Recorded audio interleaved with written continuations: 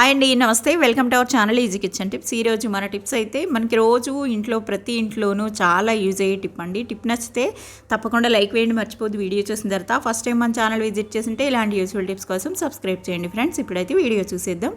ఫ్రెష్గా ఉన్న కరివేపాకు తీసుకొని శుభ్రంగా కడిగి ఇలా ప్లేట్లోకి అయితే ఒలిచి పెట్టుకోవాలి.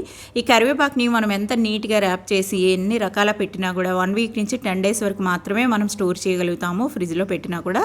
ఆ తర్వాత వాడిపోయినట్టు అయిపోయి స్మెల్ అంతా పోయి నల్లగా అయిపోవడం అలాగ అవుతాయి. అలా అయిపోకుండా కనీసం 6 నెలల నుంచి 1 ఇయర్ వరకు కూడా మనకి కావలసినప్పుడు అస్సలు కరివేపాకు చేతికి అందుబాటులో లేనప్పుడు అప్పటికప్పుడు ఇన్స్టెంట్గా తీసుకొని వాడుకోవడానికి వీలుగా ఒక చిన్న చిట్కా అనమాట. ఇక్కడ కరివేపాకుని మనకి ఐస్ ట్రే ఉంటుంది కదండి, ఐస్ క్యూబ్స్ చేసుకుంటాం కదా ఫ్రీజర్లో, ఆ ట్రేలోకి వీడియోలో చూపిస్తున్నట్టు కొన్ని కరివేపాకు ఆకులను తీసుకొని ఇలా ఆ ట్రేలోకి అయితే పెట్టేసేయండి. ఇలా అన్నిట్లోకి పెట్టేసేయాలి. ఇది మనకి ఎప్పటికప్పుడు కరివేపాకు ఫ్రెష్గా వాడితేనే బాగుంటుంది, కానీ మనకి బాగా అర్జెంట్ అయినప్పుడు అవసరమైనప్పుడు వాడుకోవడానికి ఈ చిట్కా అండి.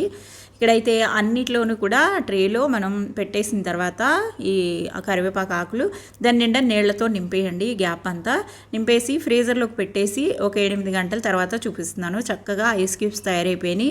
ఈ ఐస్ క్యూబ్స్ చూడటానికి గ్రీన్ కలర్లో, స్మెల్ కూడా చక్కని కరివేపాకు స్మెల్ వస్తుంది. అయితే ఇవన్నీ కూడా మళ్ళీ మనం కావాల్సినప్పుడు వాడుకోవడానికి వీలుగా తయారు చేసుకున్న వాటిని ఇలా జిప్ లాక్ బ్యాగ్లోకి వేసేసుకుని లేదా బాక్స్లోకి అయినా వేసుకుని ఫ్రీజర్లో పెట్టేసుకోవాలి. ఇలా పెట్టేసుకుంటే మనకు కావాల్సినప్పుడు వాడుకోవచ్చు. ఇది 6 నెలల నుంచి 1 ఇయర్ వరకు కూడా వీటిని స్టోర్ చేసుకోవచ్చు అండి. ఇలా చేసి పెట్టుకుంటే కావాల్సినప్పుడు వాడుకోవచ్చు. ఇప్పుడు ఎలా వాడాలంటే ఇలా మనకి కప్లోకి వాటర్ తీసుకుని 2 ఐస్ క్యూబ్స్ని దాంట్లోకి వేసేయండి వాటర్లోకి. అది 1 మినిట్లో మనకి ఫ్రెష్గా కరివేపాకు అయితే వస్తుంది. స్మెల్ కూడా చాలా బాగుంటుంది. ట్రై చేయండి. వీడియో నచ్చితే లైక్ చేయండి. బాయ్.